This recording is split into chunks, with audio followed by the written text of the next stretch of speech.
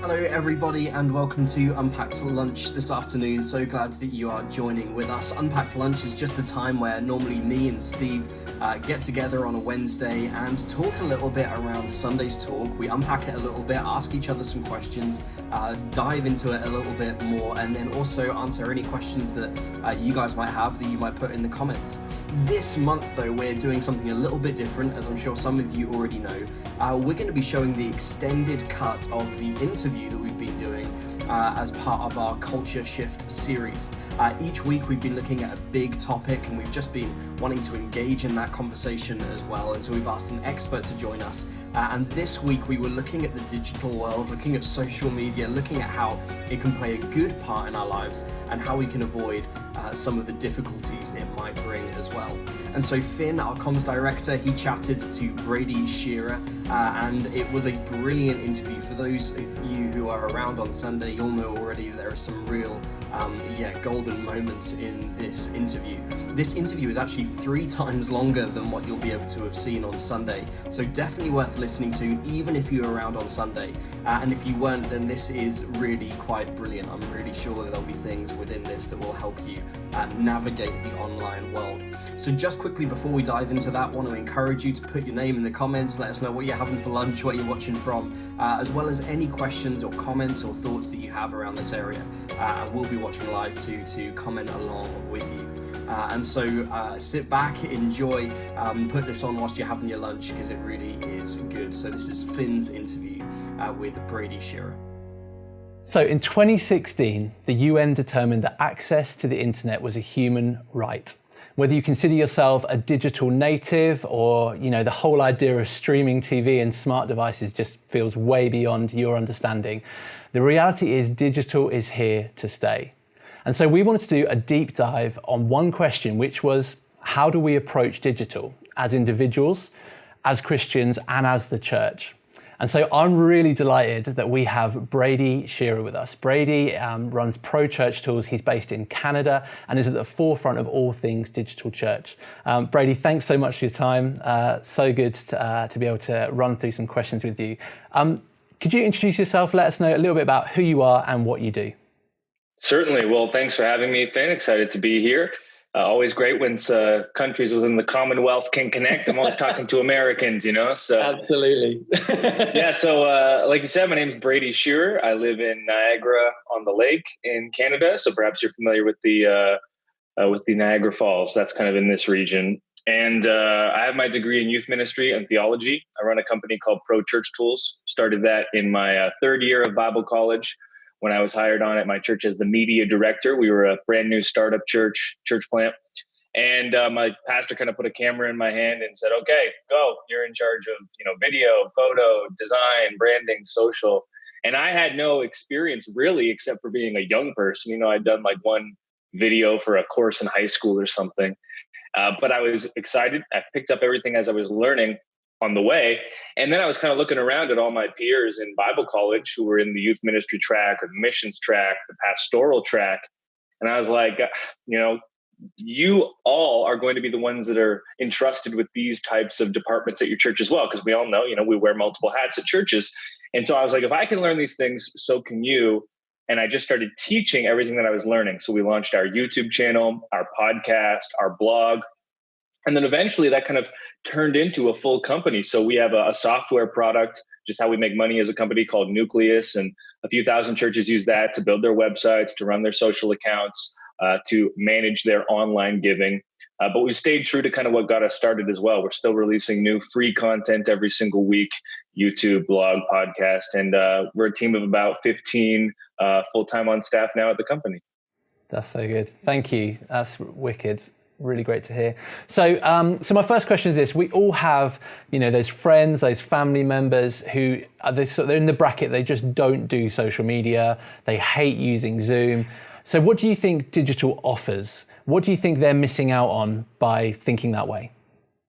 Sure. Well, I think there's a generational gap, and that's always going to exist. When we talk about our company and our mission, we say it this way. We say we're just helping churches navigate the biggest communication shift in 500 years.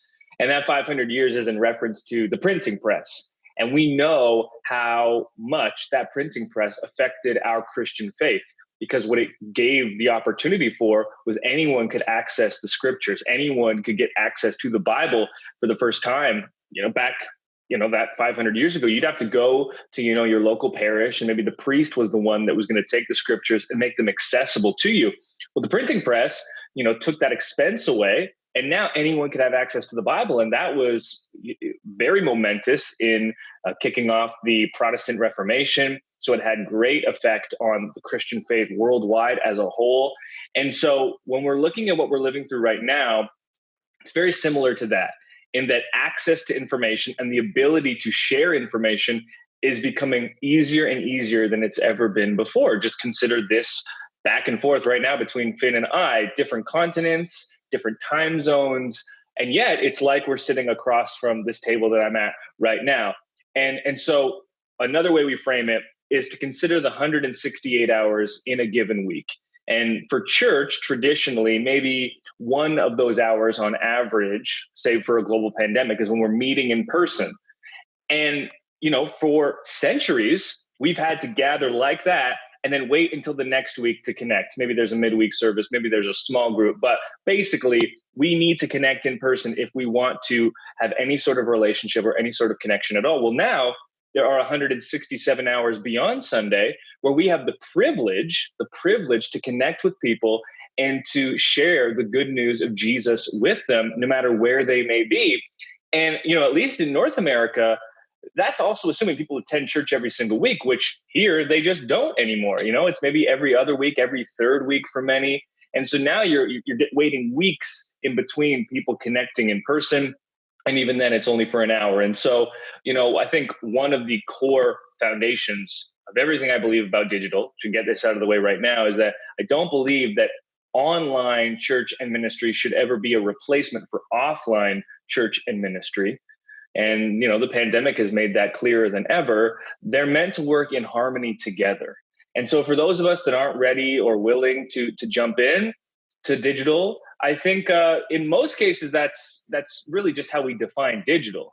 I mean, many of us would have email accounts where we receive information. Both of my sets of grandparents who are in their 80s, they'll email me if they're not sending letters, because they know that email is a great way to connect, and they use that to connect with their family. Or I'll FaceTime them, or we watch television. That's still digital media. Digital can become as simple or as complex as we want it to be. And so having a strong understanding for why we're using these platforms is first and foremost, because a lot of us, we get into them because we think, well, everyone's doing it, so we have to. When you have a strong understanding for why it's important, it becomes that much more exciting to use them. That's so good. Thank you. Yes, great answer. But on the flip side of this, digital has some negative connotations, one of which would be kind of the addictive or kind of consuming nature of it at times. I don't know if you've seen The Social Dilemma, the documentary on Netflix yet. Yeah, absolutely loved that. Found it really interesting. Why do you think digital life has such a consuming or addictive quality? Yeah, I was actually having this identical conversation last week with a young youth pastor, a couple of years younger than me. So we're both in our 20s. And even, at that time in his life, and I can relate, we're digital natives and we're still like, man, this can be a lot. So it's not true that, age is always the indicating factor too of how much digital fatigue one might feel. And what I said to him, I'll say here as well, because I think it's helpful, is that, so we were sitting in a coffee shop and we were just seeing all the cars drive by outside the window. And when I said to this pastor, as I said, my guess, because I wasn't alive at this time, my guess is that when motor vehicles first came out, it was very similar to what we're experiencing with digital media right now, where there were a group of people that no matter how many benefits motor vehicles had, were just comfortable sticking with what they knew. So that's, the horse and buggies. Like, you know what, we like this, we're going to stick with this. And then slowly but surely, more and more people began using motor vehicles. And then my guess is that, whatever the documentary on Netflix of the time would have been, a news report probably came out and was like, hey, here are all the negatives of motor vehicles. And fast forward, we know how much they've contributed to negative environmental effects, and car crashes, one of the most dangerous things that you can possibly be involved in. And yet, it's hard to imagine a world now where we could divest from motor vehicles because they've become so entrenched within culture that there are terrible, like millions of reasons why we should never use them whatsoever, but they're so useful and now just intrinsic in our everyday life that we can't truly divest from them. So what do? Well, we hopefully iterate and improve upon them. We're seeing that with electric cars. I'm very happy. I drive a Tesla, so I never go to gas stations anymore. And hopefully we're moving towards electric cars being more accessible, no matter how much, money you're able to pay. But then there will still be people that are like, I like motor vehicles. And it was like, well, why? The gas mileage isn't as good because there is gas and they're more expensive, let's say, eventually. Not to mention, they don't last as long. They're not as cool. People will be like, well, I just like the sound. There's nothing that replaces that sound of that revving of the engine. And so what we see is like change takes a really long time. This is what's so important to remember about digital. Right now, digital is still so incredibly young. The oldest platforms are about 15 years old with Facebook. Public access hit in 2007. And so if you think about all of the digital platforms that exist in our life, that living without them would be hard to imagine. That being every social platform, Facebook, Instagram, YouTube, Google Maps. Like I was on a road trip recently. Google Maps came out in 2005. Before that, we had MapQuest, where you have to print out 18 pages to get to a different city. My goodness, don't want to go back to that. Netflix, Airbnb, Dropbox, the way that we share files, the way that we rent hotels, all of that sort of thing. None of these existed prior to 2005. And there have been very few, if any, times in human history where we've seen such pervasive platforms take over culture so quickly. And what happens is when you have that intersection, there's a lot of just awkwardness. Think about Facebook's age. It's adolescence. Now remember your own adolescence. You're kind of an adult. You're kind of a kid. It's incredibly awkward because you're figuring things out as you go. And so we don't really have truly established culture and accepted customs around these social platforms. And we don't know how dangerous that they're going to be over the course of a human's lifetime. Back in the 70s, it's like, everyone did Coke. And then we realized, hey, that's actually really bad for you. And if you were in the 70s, I've talked to some people, my relatives, just like, yeah, everyone did it. And it's like hard for me to understand, like, well, how could you do that? Or my parents, like everyone smoked. And they found out, oh, it's actually going to kill all of us. We used to think it might actually be healthy. There's a lot of this that happens in human history. And so when it comes to using these platforms appropriately, we kind of have to make those decisions for ourselves because we don't have accepted customs in a cultural sense. Drinking and driving has gotten to the point where it is universally like, if you drink and drive, that's a terrible, terrible thing to do. It's universally looked down upon.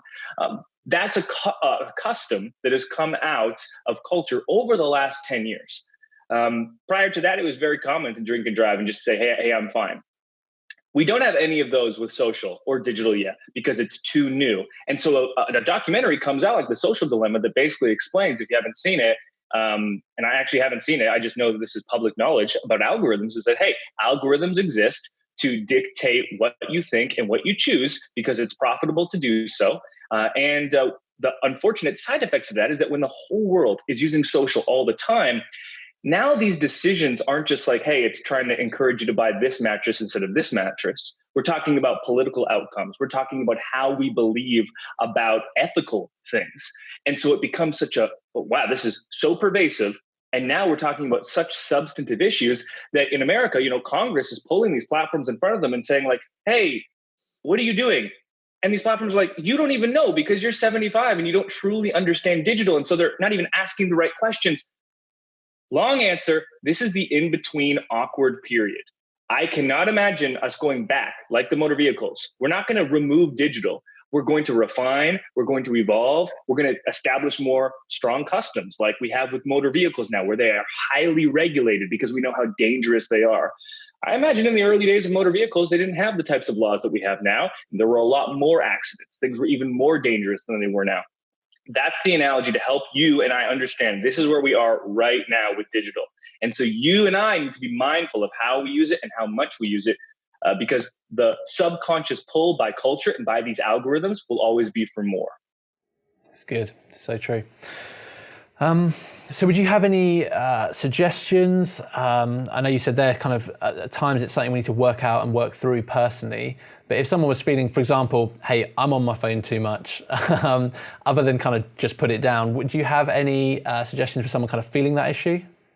Certainly. So this is something I learned like in youth group growing up. Was just like the whole garbage in, garbage out mentality. And that's classic church wisdom right there. So you have to monitor and take inventory of what inputs you have. So one practical way for this, just consider what your social feed looks like. I have been hitting the mute button and the unfollow button more aggressively than I ever have in my entire life this year on social, because we have a huge election coming up. Yes, I'm not American, but I can see it. It's right there. And it's just so pervasive in even world culture. And combine that with the pandemic, things are a lot more polarized. We're seeing people act out of pocket way more than they would have in years prior, because the just global anxiety and global pressures and tension are ramping up. And what happens when you feel that added tension or pressure? It's going to expose the things that are true about you already. It's an amplifier. It's an exaggerator. And so we're seeing a lot of the worst of humans because of these added pressures.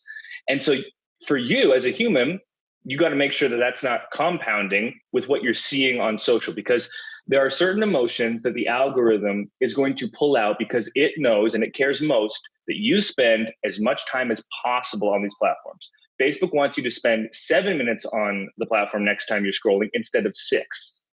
Because the longer you spend on these platforms, the more ad revenue these platforms can earn. That's their monetization model. So the most powerful human emotion for making you just look at a post and hover and stew is outrage. You will spend more time on a post that upsets you than inspires you, or that entertains you, or that makes you feel all cute inside. So, there's that old joke like, oh, Facebook's just for cute pets and stuff. It's like, no, not really, because you'll spend, let's say, 10 seconds on a cute pet. You'll spend 10 minutes just stewing over a post from an acquaintance who said something that you never could have thought or imagined they would say. And then you spend another 10 minutes putting out the perfectly articulated reply. Well, now you spent 27 minutes on the platform over one post that outraged you. And Facebook's like, we got him. We got her. This is good money for us. So you need to curate your feed intentionally. If you don't, the algorithm will do it for you. And the algorithm wants you to be angry all the time. So unfollow, mute. You don't need to unfriend people. You don't need to cause drama. Just get it out of your feed and then train the algorithm to do what you want it to do. So the great thing about the algorithm is that if you leave it to its own devices, it will do terrible, terrible things. If you train it to do the right things, what it does is it wants to do what you want it to do. If you don't tell it what to do, it will sink to the lowest common denominator, which is outrage and upsetting you. If you give it good information and good signals of what you want, it will listen, because it wants you to stay on Facebook and Instagram and YouTube as long as possible. So it will do what you tell it to do. But if you don't tell it what to do intentionally, it will sink to the bad stuff. Yeah, that's good. Don't hover over anything that gets you angry. They are tracking when you hover. That's very important to understand on social. Again, I don't know if they talked about this in The Social Dilemma. It's been public knowledge about algorithms for a long time. Never hover over something you might think, I didn't like, I didn't comment, I didn't click. No. They track the hover time. You just got to scroll past, get to the pretty landscape of a place you can't travel to, look at some pictures of food, get angry about something that doesn't matter, inconsequential, like if LeBron is the greatest of all time. Like, that's okay. That won't corrode your soul in the same way anyway. That's good. Yeah, totally. So we're in a pandemic. That's not news to anyone that's watching this. And I'm not actually 100% sure kind of how that's worked, particularly in Canada in terms of lockdown. But here in the UK, kind of every church overnight had to pivot into an online experience. Lots of exactly all the stuff you were just talking about, biting your tongue when that pastor or that church that have said, Facebook is of the devil, we're never going to be there. And then all of a sudden they're streaming their Sunday services there and kind of everyone's pivoting online.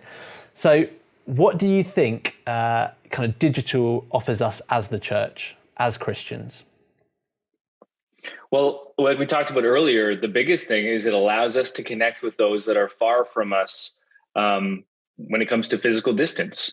And that matters obviously in a global pandemic, but it has mattered for the last 10 years and will matter for the next 50 after this pandemic, because this is another important thought exercise that you can consider, which is, okay, there's where we are right now, or let's say there's where we are a year ago, and there's where we are right now with the global pandemic, which is like, okay, this is like, we're moving towards a new normal, but this is also abnormal still.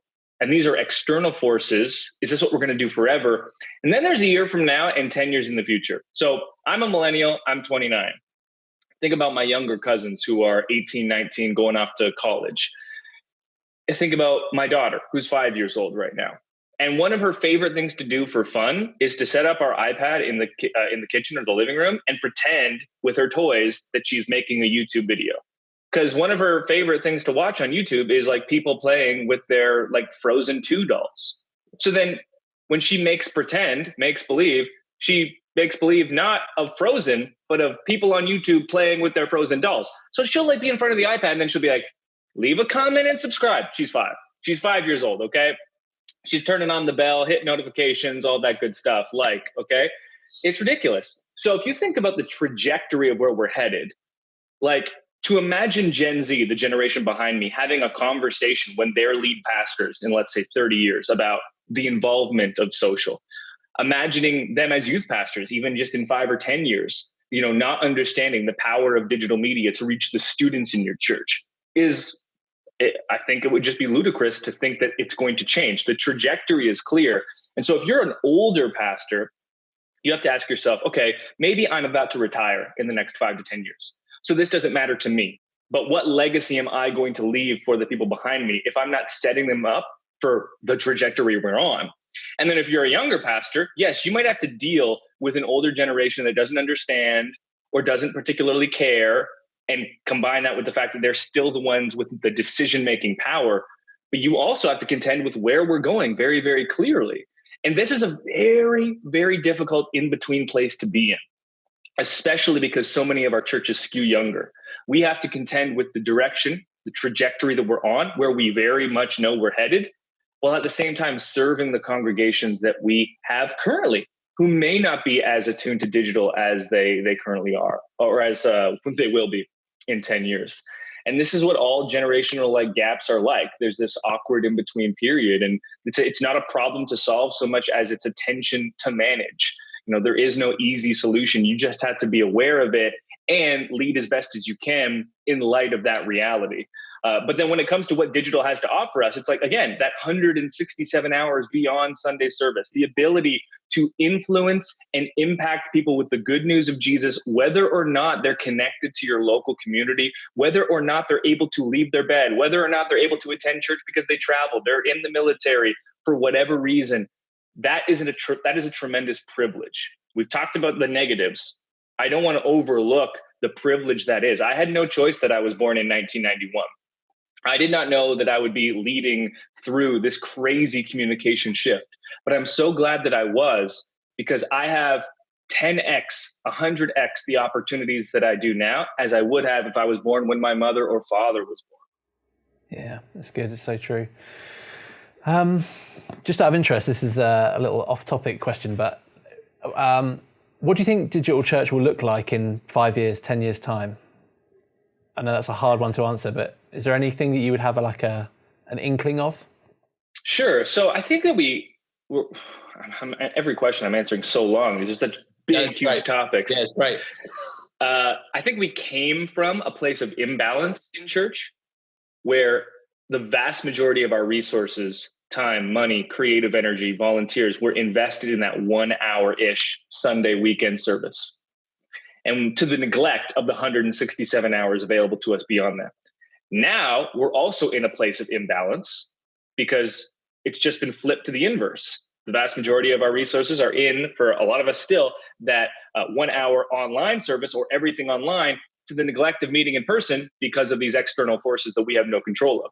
My hope is that coming out of this and for the years ahead, we're able to have a place of balance where we know how important it is to meet offline together in person, and nothing can replace that. But we're also leveraging these online tools because offline can also not replace online. You cannot connect with people, save for digital, if you are not in close proximity. It's literally impossible. So we need to leverage those tools. And what's great is when offline and offline are working together in harmony and they're not at odds with one another, you get something that you could not have when either of them are on their own. And so understanding what the strengths and weaknesses of each are, and then accenting the strengths while downplaying the weaknesses of each individually is how you create something special together. It's good. It's really good. So if we're a Jesus follower, you said earlier that it's something we need to kind of work through and we need to find our own path through it, I think. But would you have any rules or guidelines around digital usage or online communication that you'd suggest for us as Christians? Well, sure. I think that we could use just the fruit of the Spirit or the Beatitudes as like the good indicators of whether or not what we're engaging with and consuming online through digital is leading us towards like life or leading us towards death. One of the ways I like to phrase it, it's in the Lord's Prayer, on earth as it is in heaven. I think with every action we take, we're either bringing more heaven to earth or more hell to earth. And so with what you consume online, you can go post by post. If you want to get extremely particular about this, just spend an hour on each social platform that you are frequently on, and just go through and evaluate every single post that comes on your feed. Because remember, if you see it, it's because it's been tailor-made for you, because you've chosen to follow that person, or because the algorithm thinks you'd like it, or a combination of the two. So go through each one and be like, does this bring does this bring life to me, or does it bring death? And it doesn't have to be a over spiritual thing.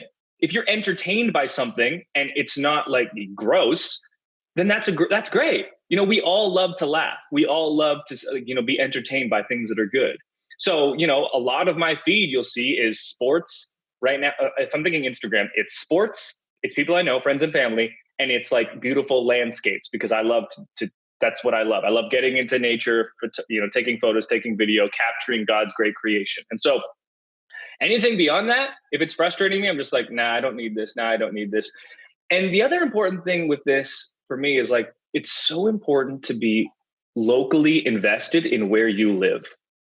And this is something one of my pastors has made very clear for me recently. So I can't take credit for this idea, but his theory, his hypothesis is that we are not meant to or able to carry opinions, thoughts, and emotional investment in all of the things that we're exposed to right now. So he used, the riots in Minneapolis and the death murder of George Floyd as a great example. He's like, I see that and I feel immediately like I need to have a thought on this. I need to be emotionally invested in this. He's like, if I wasn't exposed to that, I would never feel that way. I would have no idea what's happening in Minneapolis. Maybe I'd hear a news report on it over the radio or over TV, but it's likely that it wouldn't even be covered because there would be no action or reason for someone in Canada to care about that.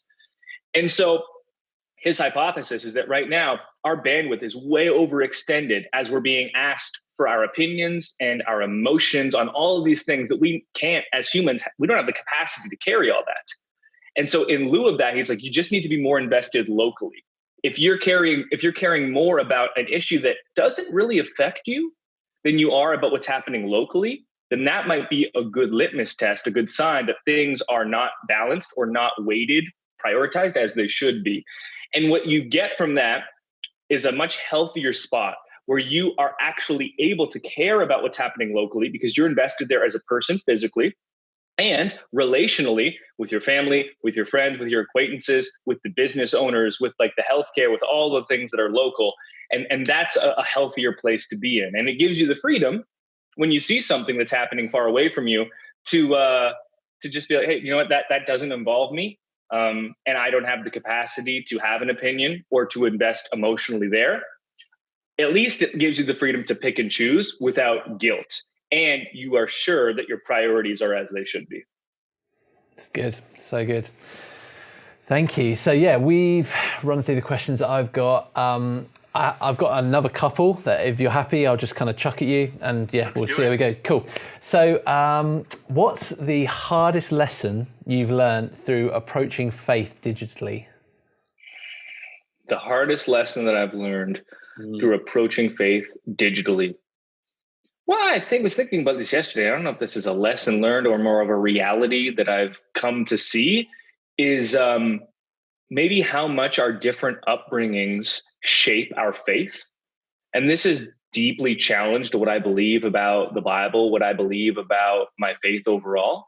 I work with some staunch conservative Americans. Like, we work at the same company. And we've had long face-to-face discussions over different issues, whether it be the role of government, the role of women, the role or accessibility of firearms, things that I never really contended with growing up in Canada or in my own faith tradition.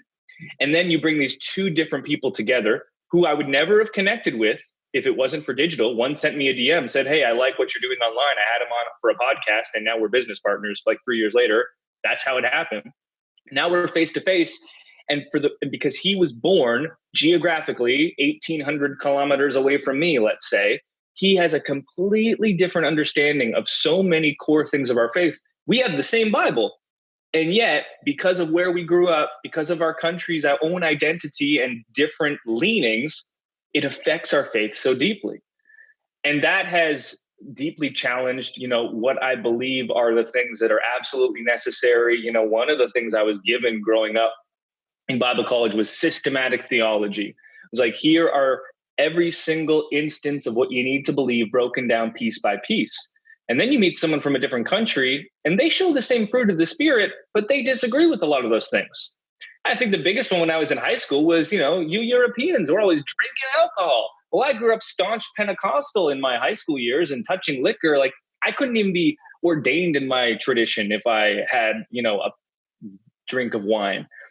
So then, from afar, those were questions. So, that's the thing about digital. And I think this is like a bigger picture, the same way that the printing press affected our faith with the Protestant Reformation. I think we're going to see a lot of either macro reformations or micro reformations because we're exposed to different faith traditions, not just like Baptist, Pentecostal, but, how the Europeans approach their faith, how North Americans do, how Africans do, how, Asians do, East Asians, how South Americans do, how different countries within those continents, like everyone is approaching these same sacred ancient texts, combining it with their own localized culture. And that becomes a lot more difficult to navigate when you see all the other cultures. When you don't see all the other cultures, you just assume that your culture is the way that is the culture until you realize it's not. And you're like, holy moly, this is a lot more complex than I thought. What are the ramifications? That's good. And I suppose the negative skew on that would be, that is a place where people are going to clash because they're very different. But, with a more positive spin on that, or an optimistic viewpoint on it, I suppose, would be, I agree with you. And I think for me, it's that melting pot of actually that you would be exposed to something and be like, that's going to make you question why you believe what you believe, which I always think is a good thing, and kind of make you dig into that and that you might consider a different approach. I think that's great. Love that. Well, the great analogy to think about that before we move on is if you assume the same external forces and it creating two different responses. Think about the sun. So let's imagine this combination of different cultures and exposing all these different worldviews within the Christian faith. That's the sun. And if sun hits wax, it's going to melt the wax. It's going to make it soft. So your heart becomes softer. But if that same sun hits a different material, like let's say clay, it's going to harden the clay and it's going to crack it. So it's the same external force. It's either going to make your heart softer and more attuned to the heart of Jesus, or it's going to make it harder and it's going to break your faith because you just can't. And that's how we're seeing so much deconstruction right now without reconstruction. Nothing wrong with deconstructing elements of your faith to make sense of it. It's the same external force creating two different responses. Good. It's very good. You've been creating some great Instagram reels recently. I've noticed you've kind of lent into that. What impact has that, and I guess I'd chuck within that, I know they're not the same, but the rise of TikTok, how's that impacted and affected your kind of overall strategy and I guess kind of how you use your time? Yeah, it's a great example of microevolution within social media. We saw something very similar with Snapchat and stories about 5 years ago now, where a new kind of medium within social becomes popular, so popular that all the young people flock to it. And then it even expands beyond just young people. And then Instagram brings in stories, Facebook brings in stories. So we're seeing that next wave with TikTok. It's this short form video content that all the young people flock to. And then it becomes so popular that it transcends just a single generation. And then it transcends just a single social platform. Instagram brings it in with Reels. Facebook is testing something similar. YouTube is testing it with something they're calling Shorts, I believe. I can't even keep track of all the different platforms that are experimenting with similar versions. And all it is basically a new medium for sharing the same message. So one way we frame this with digital is like timeless message, timely mediums. We're not saying you need to change the message and the good news of Jesus. That's timeless. But the mediums that we communicate and story tell through, that's what needs to be timely. And we're seeing that same thing with short form video content that is performative in nature. Let's say you pair it with music. And like every different evolution of social, it starts with a joke. It's like, oh, that's just teenagers dancing to top 40. That's how it starts. Just like Instagram's just for showing off your lunch, or just, Twitter is just for updating, the dumbest, most menial tasks of the day. It starts with that. And then it becomes something much, much greater. So my perspective on these social waves is get in as early as you can, because it's kind of like prime real estate. At one time, buying real estate on the beach wasn't that expensive because no one really cared about it. But then everyone cared about it, and then it was too expensive for you to get. And so if you can get in early, it can make a massive difference. So I jumped on Instagram Reels as soon as I could, and I saw my account growth increase by about 5 times almost within a week, because Instagram was like, hey, I want many people to use this feature. So if you use this feature, I will reward you with more organic reach. I have 2 friends of mine. One of them was a just everyday youth pastor in Hawaii, just connecting with his local youth, going surfing on the beach. He started taking TikTok seriously as soon as it dropped, and now he has 1.4 million followers on TikTok. You can find him, Alex Dion Wilson. We were friends for years, and we still are friends, but we hung out in person and we'd have these conversations about like, well, how do we reach more people online? As a youth pastor, he asked me that. And then he just took the first wave of TikTok seriously, was one of the few. And now he's going to reap the benefits for decades. Because when you make huge inroads on an individual platform like that, there's carryover growth everywhere else. So now he has thousands on YouTube. He's got almost 100,000 on Instagram. Well, he had none on those platforms before, but the same people that use TikTok, well, a certain percentage will want to follow him, yes, on TikTok, but also on YouTube, on Instagram. And so get in as early as you can on these. Yes, you might waste some time. Not all of them translate this way. But when they do pay off, especially because the opportunities are rare, it's like every 3 to 5 years, a big one happens. And you'll be kicking yourself if you miss it. You have to wait for the next one. Yeah, good. I think I've got one last question. So if someone is interested in faith particularly, but also if they've just kind of got a passion around maybe a mission partnership, maybe it's a cause, maybe it's, like you say, a local organization they want to get behind, and they're thinking, okay, we've never really thought digitally about this, we're making our first step. What would your suggestion be as like the foundational starting off, jumping off point for them to begin that? The biggest thing I've seen in my 10 years of teaching this with people getting started is just the mentality to commit. It's very, very similar to a lot of human disciplines, but I'll use weightlifting or getting in shape, eating better as a good analogy. You may have noticed I basically only communicate in analogies. My team makes fun of me for it all the time, as they should. You can read. You can study all you want on how to do a proper push-up, on how to do a squat, on how to do a bench press, until you get that bar at, your feet or on top of your chest, you won't truly know how to lift it correctly, and you won't be able to learn how to do it correctly. And then after doing, we've all done probably these sprints when it comes to eating healthy, working out, eventually after 62 days, after 11 days, after 17 days, we're like, this isn't sustainable, and we quit. And then maybe fast forward a year later, we're more unhealthy than we were when we started. The key to success online is sustained effort over the long term. How can you connect with people and make their life better in whatever discipline that you are invested in over the next 10 years? I've been on YouTube for 8 years now, 7 years now. And I'm just starting to see some of the growth that I hoped for in those earliest days. We're about 91,000 subscribers now. So, maybe next time we talk, I'll have that YouTube play button behind me, that 100,000. And it's easy to get stuck in these ideas of numbers and think like, well, once I hit 100, then I've arrived.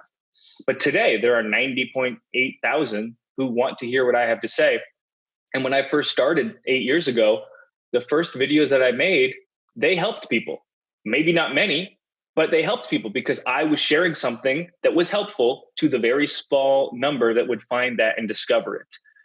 So you just have to help people the same way you'd help them in person. You have knowledge, you have expertise, you have a way of communicating. If you're a church, just sharing the good news, the greatest story of all time, you have something that people will need and will benefit from. It doesn't matter if 1, 10, 100, or 100,000, a million people are listening or will hear that. It shouldn't really change what your approach is to digital. So then the mentality you need to have is, am I willing to invest 5, 7, really 10 years in doing this? And if in 10 years I have a following of 3,000 people that truly care and truly I'm able to impact, is that enough?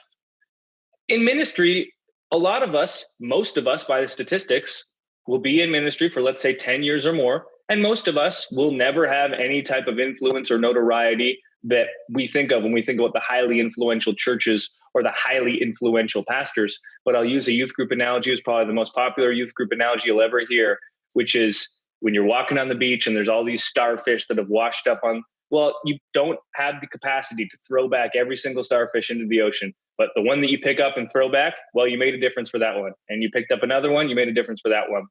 It's just about getting past the mentality, same with working out, eating healthy. Can I do this? Is it sustainable for 10 years? Because if I can, I will be healthy for 10 years.